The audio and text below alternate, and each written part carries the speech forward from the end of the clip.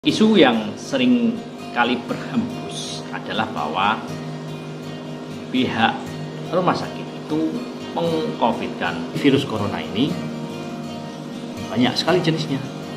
Inilah kenapa kemudian bisa terjadi kematian pada penderita COVID. Ada beberapa pendapat yang mengatakan bahwa COVID-19 ini hanyalah sebuah bisnis saja. Lakukan vaksinasi secepat yang Anda bisa dapatkan.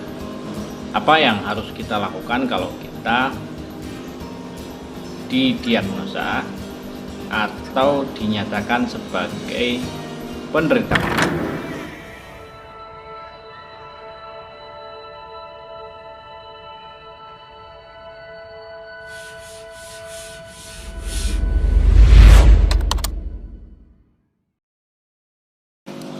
Assalamualaikum warahmatullahi wabarakatuh. Teman, pada kali ini kita akan mengupas tentang COVID-19. Sebenarnya tentang COVID-19 ini saya kira tidak perlu lagi dikupas-kupas ya, karena kita sudah mengalami pandemi ini sekitar hampir 2 tahun. Jadi dalam waktu kisaran 2 tahun ini seharusnya masyarakat ini sudah tahu apa itu pandemi COVID-19, kenapa ini berbahaya, apa pencegahannya, dan lain sebagainya. Tapi ternyata banyak kita temui masyarakat yang bahkan menanyakan, apakah COVID-19 ini benar ada? Yakin loh gitu ya. Nah ini mari kita bahas di sini. COVID-19 adalah singkatan dari Coronavirus Disease 2019, yaitu per definisi adalah penyakit yang muncul tahun 2019 disebabkan oleh virus corona. Jadi virus corona ini banyak sekali jenisnya. Gambaran virus corona paling gampangnya seperti buah rambutan. Seperti itu. Dia punya banyak tentakel atau apa itu yang berfungsi sebagai untuk melekat kepada inangnya. COVID-19 ini muncul pertama kali di China. Virusnya kemudian ditemukan, diberi nama novel coronavirus karena penemunya adalah Bapak Novel. Pertanyaan kemudian berlanjut, kenapa kok virus corona yang satu ini bisa spreading atau bisa menyebar ke seantero jagat, baik itu pada daerah yang beriklim tropis, subtropis, bahkan pada daerah-daerah yang ekstrim, gurun, terus daerah yang sangat dingin di tepian kutub sana. Apakah virus ini buatan? Apakah virus ini alami? Kita sampai sekarang belum tahu apakah ini buatan atau alami. Ada yang mengatakan ini virus buatan, ini sebagai senjata biologis. Amerika mengatakan itu buatan Cina.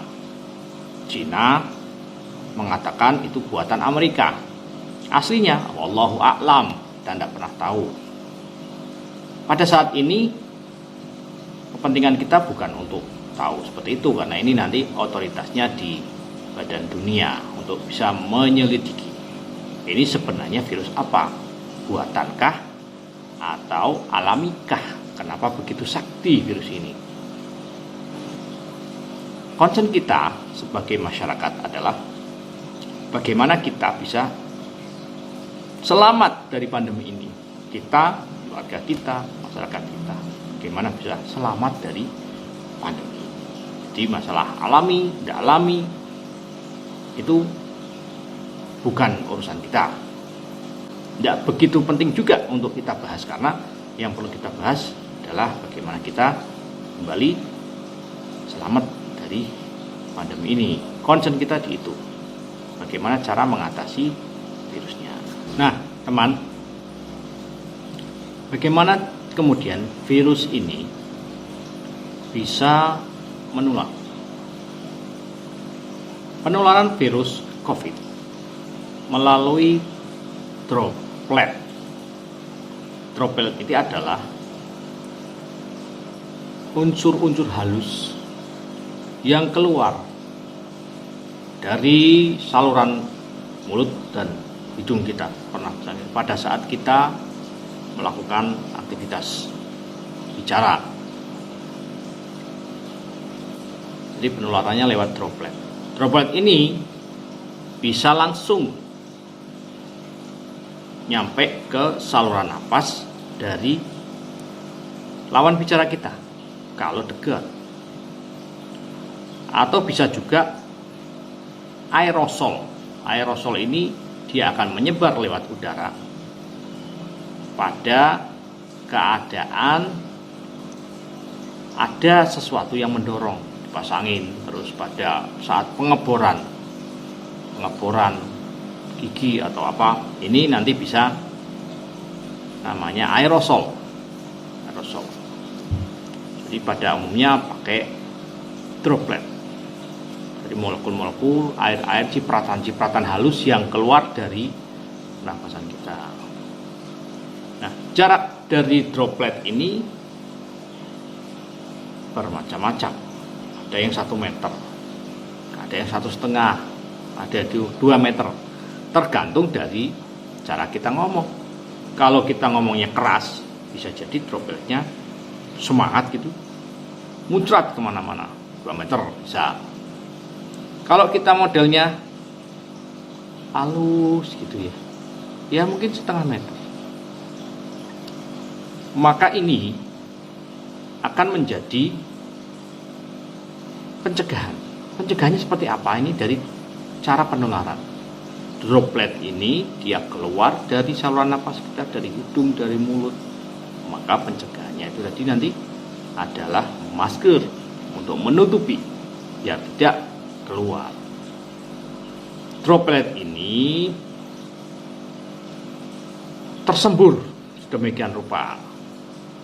Bisa tadi 1,5 meter, bisa 1 meter, bisa 2 meter. Maka kita harus jaga jarak dari lawan bicara kita. Jadi seperti itu. Jadi ini menular lewat droplet. Droplet ini kemudian bisa jatuh, karena droplet ini molekul yang cukup berat, maka dia bukan jatuh di benda-benda. Nah, tangan kita ini sering kena benda-benda, menyentuh mana gitu. Makanya kita perlu cuci tangan pakai sabun. Nah, dengan mengetahui cara penularan, kita bisa mengantisipasi cara pencegahannya. Kalau orangnya banyak berkerumun, ya nanti menambah risiko terjadi penularan. Makanya dalam satu protokol kesehatannya ada menghindari berkerumun. Kalau terjadi mobilitas dari Jawa keluar Jawa atau antar kota, maka apabila itu membawa virus bisa terjadi. Makanya penularan ini kemudian mencetuskan ide untuk pencegahannya. Kita tahu protokol 5, memakai masker, menjaga jarak, mencuci tangan pakai sabun, kemudian menghindari kerumunan, dan satunya lagi adalah membatasi mobilitas. Jadi kalau tidak perlu-perlu, tidak usah pergi-pergi. Teman, kemudian bagaimana kita tahu atau kita menduga bahwa kita atau orang lain ini terkena COVID?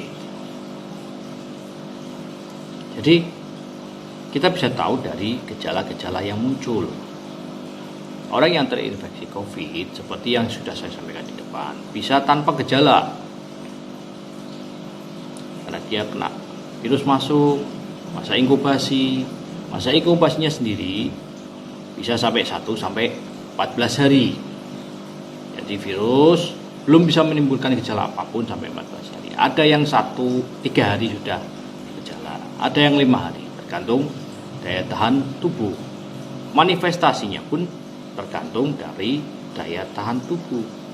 40% itu bisa jadi sakit-sakit ringan, 40%-nya lagi sakit sedang. Jadi 80% ini tidak perlu rumah sakit. Kadang-kadang ada yang sama sekali tidak perlu obat, ada yang perlu obat simptomatik. Misalnya simptomatik itu artinya obat yang digunakan untuk menghilangkan gejala. Panas, ya kasih turun panas dan lain sebagainya. Nah, hanya 20%. Tapi 20% itu juga cukup besar ya. Hanya 20% yang butuh rumah sakit. Kalau penduduk suatu kota itu 1 juta, maka 20%-nya adalah 200.000. Jadi kota mana yang punya fasilitas rawat sampai 200.000? Tidak ada. Hanya ini kita perlu waspada. Gejalanya COVID-19 hampir sama dengan penyakit flu pada umumnya. Seperti yang teman-teman ketahui, ada panas, batuk, pilek, nyeri tenggorokan, kehilangan pengecapan, kehilangan penciuman. Pada COVID ini pengecapan dan penciumannya dominan, tapi juga ada yang sampai diare dan yang lain-lain. Utamanya COVID-19 ini menyerang saluran pernapasan. Dia akan masuk ke tenggorokan, berkembang biak di sana, terus masuk ke paru-paru, akan terjadi peradangan paru. Jadi kalau terjadi peradangan paru, maka akan terjadi tanda-tanda radang. Tanda radang itu ada 5. Yang pertama adalah tumor. Tumor itu bengkak. Jadi paru-parunya itu akan bengkak. Rubor itu berwarna kemerahan. Kalor, terasa panas. Dolor, nyeri. Fungsiolasia, fungsinya lumpuh, berkurang sampai dengan lumpuh. Maka fungsi dari paru-paru ini akan berkurang, bahkan bisa terjadi kelumpahan dari fungsi paru. Ini yang menjelaskan kenapa kemudian sebaran oksigen ke seluruh jaringan tubuh ini berkurang. Sebaran oksigen kita kenal sebagai saturasi oksigen, umumnya 95 ke atas. Pada COVID ini bisa turun karena tadi kegagalan fungsi paru dalam menyaring oksigen dari udara. Makanya pertolongannya adalah pemberian oksigenasi. Dengan konsentrasi oksigen yang lebih padat, diharapkan fungsi paru yang berkurang tadi akan terbantu. Dengan sebaran oksigen yang berkurang ke seluruh jaringan tubuh, yang terjadi adalah fungsi-fungsi jaringan tubuh akan kurang. Jantung akan bekerja lebih keras pada saat pasokan oksigen ke jantung juga berkurang. Inilah kenapa kemudian bisa terjadi kematian pada penderita COVID. COVID ini adalah penyakit yang istimewa. Kenapa? Kalau biasanya dalam melakukan diagnosa itu artinya menentukan penyakit. Ini didasarkan pada beberapa hal. Yang pertama, anamnesa. Anamnesa itu pertanyaan yang terarah terhadap gejala dan tanda yang terjadi pada seorang penderita. Gejala itu adalah apa yang dirasakan oleh penderita, sedangkan tanda adalah apa yang dilihat oleh pemeriksa. Tanda ini biasanya lebih objektif, artinya pada beberapa orang bisa melihat hal yang sama, sementara gejala adalah hal yang bersifat subjektif, artinya pasien ini yang merasakan. Nah, setelah melakukan anamnesa, kemudian akan melakukan pemeriksaan fisik. Pemeriksaan fisik, kemudian akan melakukan pemeriksaan penunjang. Penunjang ini ada namanya lab dasar, kemudian ada lab lanjutan, ronsen dan sebagainya, lanjutan. Tetapi pada COVID ini penentunya bukan itu. Itu bisa menjadi penentu, tapi yang utamanya adalah tes PCR atau sekarang bisa dengan rapid antigen, atau setidak-tidaknya ada rapid antibody. Kenapa seperti itu? Jadi ini kadang-kadang juga menjadi bahan diskusi. Kenapa kita seolah-olah terlepas dari tradisi kita, dari konvensi kita, dari kesepakatan kita dalam menentukan diagnosa atau menentukan penyakit yang diderita oleh penderita itu. Kita potong kopas, langsung rapid antigen, rapid antibody, PCR. Kenapa? Karena COVID-19 ini, seperti yang kita ungkapkan di depan, bisa menularkan, bisa ditularkan pada keadaan orang tanpa gejala, dan bisa menyebabkan tingkat keparahan 20% dari penderita COVID, 20% dari orang yang terinfeksi COVID, bahkan sampai meninggal dengan kisaran sekitar 5% dari penderita COVID. Kalau menunggu munculnya gejala berdasarkan dari anamnesa, pemeriksaan fisik, pemeriksaan penunjang, maka terlambat. Makanya penentuan diagnosa dari COVID-19 ini dipercepat. Nah, sekarang kita perlu menggalakkan yang namanya 3T. Tracing. Tracing ini kalau sudah ada seorang yang kena, maka yang kontak erat itu harus segera dilakukan pemeriksaan. Kemudian testing itu pemeriksaan sendiri. Pakai PCR tadi, mudahnya pakai PCR atau pakai rapid antigen atau setidaknya rapid antibody. Kemudian yang terakhir adalah treatment. Treatment itu perlakuan. Jadi mau diapakan penderita COVID ini? Yang jelas bahwa penderita COVID, orang yang terinfeksi COVID harus dilakukan isolasi maupun karantina. Jadi dia harus diputus kontak dengan, khusus kontak fisik maksudnya, dengan orang lain, karena kemungkinan bisa menularkan. Kebijakannya macam-macam, ada yang isolasi mandiri di rumah, ada yang isolasi terpusat di suatu tempat, suatu desa atau suatu tempat, misalnya di Jakarta di Wisma Atlet, di Solo ada di Wisma Haji, dan lain sebagainya. Intinya pada tanpa gejala atau gejala yang ringan bisa dilakukan isolasi. Yang gejala berat ini masuk rumah sakit, ini treatment. Jadi tidak mesti harus di rumah sakit. Gitu.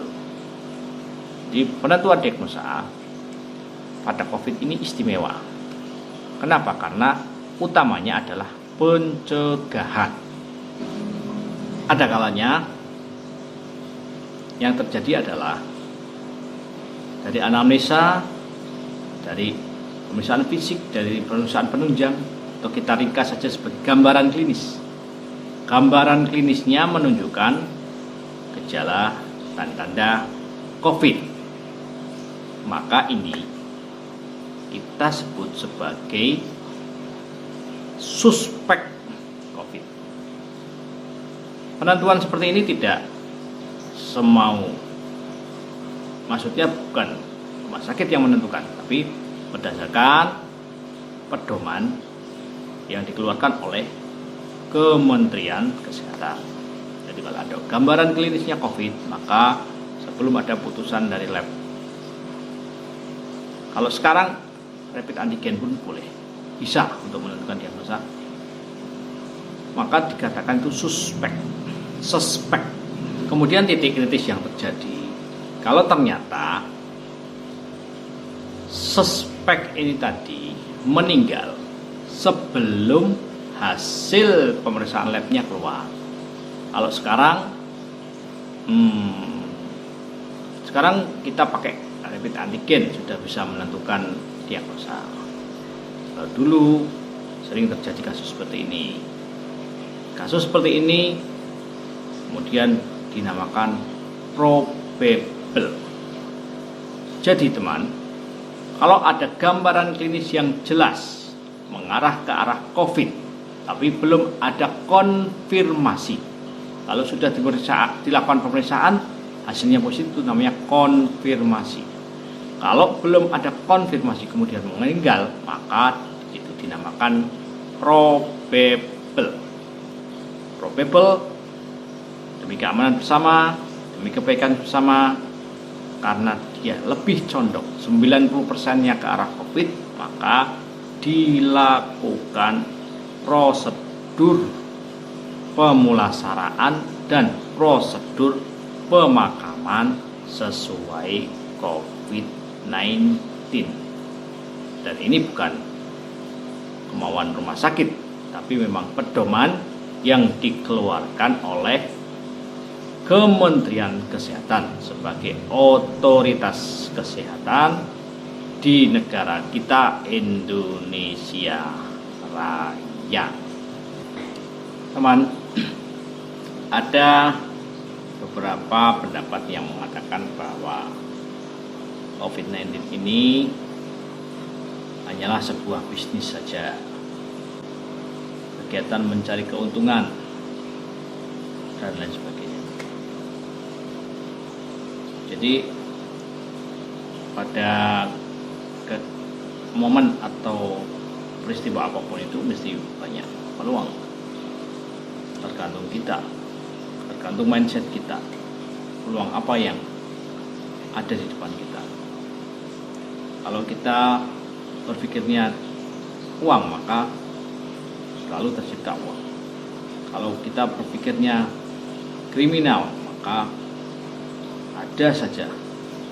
Kalau kita berpikirnya itu amal, kemudian pahala dan lain sebagainya, pasti ada. Misalnya pada kejadian COVID-19 ini, begitu ada kejadian COVID-19, pada orang-orang bisnis berpikir untuk membuat vaksin. Tapi COVID-19-nya sendiri adalah sebuah pandemi yang real, yang nyata, banyak korban jiwanya. Adapun peluang-peluang yang tercipta ini dari kreativitas saja dari para masyarakat. Contoh kecilnya pada saat vaksinasi. Begitu vaksinasi selesai, maka ada jasa cetak vaksin, ada jasa pembuatan kartu vaksin, dan lain sebagainya. Demikian misalnya ada proses pemakaman, penderita COVID meninggal, maka banyak peluang yang tercipta. Misalnya peluang ibadah sebagai petugas pemulasaran jenazah, peluang amal sebagai petugas sukarelawan pemakaman jenazah, peluang bisnis peti mati, peluang bisnis kain kafan, peluang bisnis plastik, klorin, dan lain sebagainya. Ini banyak peluang, tergantung mental kita. Peluang peluang ini silakan aja dimanfaatkan. Sejauh itu memang dalam jalur yang benar. Teman, isu yang sering kali berhembus adalah bahwa pihak rumah sakit itu meng-covidkan penderita, karena dengan meng-covidkan penderita maka rumah sakit mendapatkan untung besar. Padahal yang terjadi adalah, yang pertama, rumah sakit ini bekerja berdasarkan pedoman yang dikeluarkan oleh Kementerian Kesehatan. Yang kedua, dalam mencairkan dana itu ada verifikatornya. Pemerintah menunjuk verifikator. Verifikator itu untuk meneliti apakah yang dilakukan rumah sakit itu sudah sesuai pembiayaannya dan lain sebagainya.